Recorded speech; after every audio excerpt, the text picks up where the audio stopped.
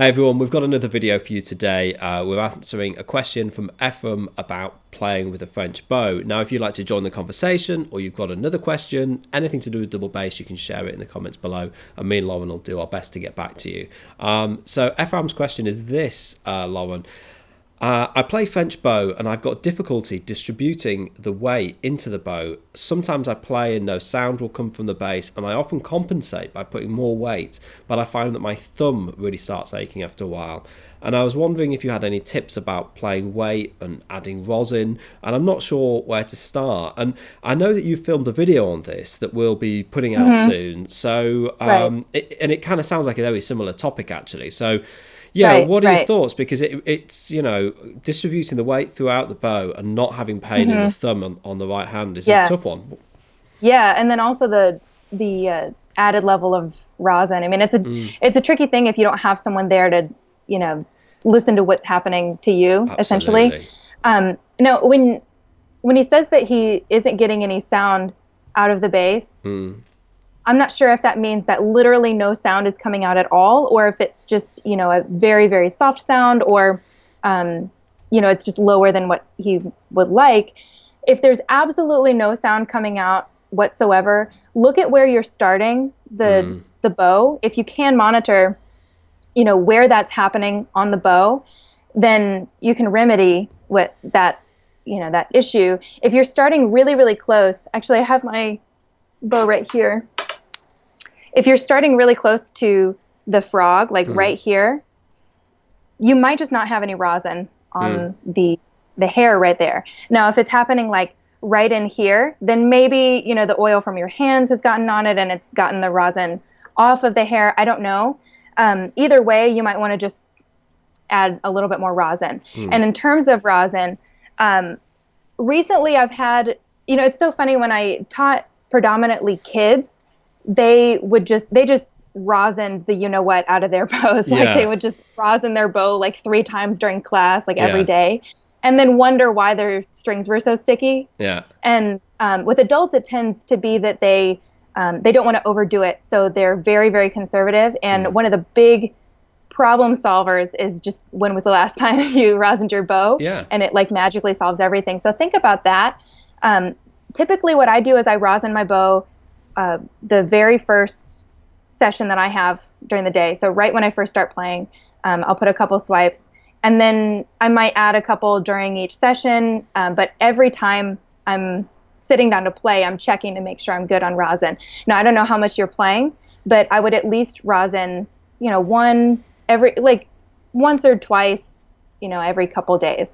Just keep monitoring how that feels. And if it feels like it's a little bit tricky to play, check it and, you know, like go through your hair like this, see if there's a lot of powder coming off. If that's the case, that means the rosin that's on the hair is old. So you'll just need to add a little bit more. And then the main part of your question was the weight distribution. That's a really, really good question.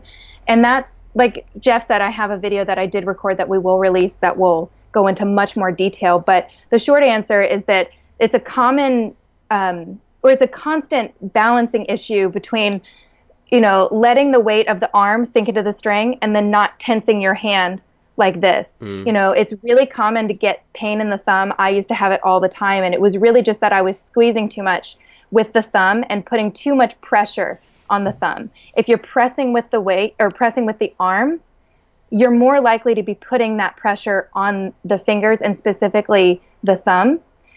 And it's really not, it's not as possible to distribute the weight evenly, right? So watch out for that. Watch out for squeezing. Watch out for pressing. So you're saying let the natural weight of the arm go through and do its, just work naturally. You're releasing the weight of the arm into the fingers and the thumb. You're not actually pressing, because if you press, then you focus the weight into the thumb, which then causes the pain. Is that right? Or you're focusing the weight and that energy that you would be using for weight or moving the bow back and forth into the muscles, into your arm, which does you no favors. Right? And the thing that I really focus on and what I tell my students is to hold your arm in a relaxed form. So you're holding the arm in this shape, but you're just not tensing unnecessary muscles. You know, there are muscles that require you to hold this arm shape, but you're tensing. And then on top of that, using the string as I keep using this word leverage, but I don't think that's exactly what I mean. Using the string as, you know, a stopping point. So you're not actually holding the bow up with your fingers or your arm. You're letting it sink into the string, and the string is stopping it from, you know, falling down to the floor. That's an interesting concept. So yeah. Then the final thing, I know I'm giving you a really, really long answer, but the final thing with weight distribution is that as you get further out away from the frog, you actually have to focus that weight.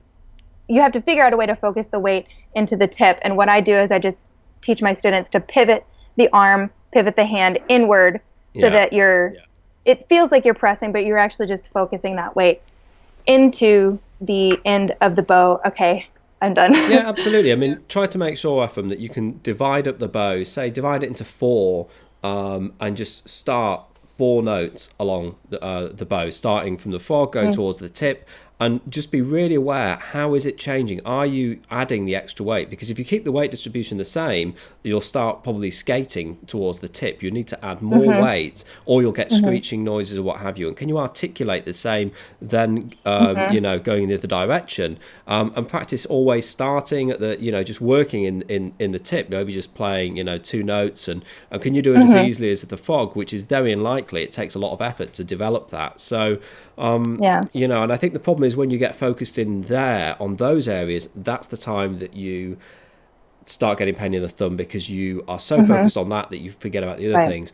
What I would say as well is that Lauren's done a full-length course on bowing, which covers all of this stuff. You know, I mean, in addition to the free lesson that we'll make sure we put out, either it'll be out now or very soon. But there is a real detailed course. If people are kind of struggling with the bow, make sure you go and check that out, because it's, you know, really terrific course, and I'll provide the link for that below. So yeah, keep practicing, Ephraim. Thanks for watching the video. Thanks for your question, and we'll see everybody next time.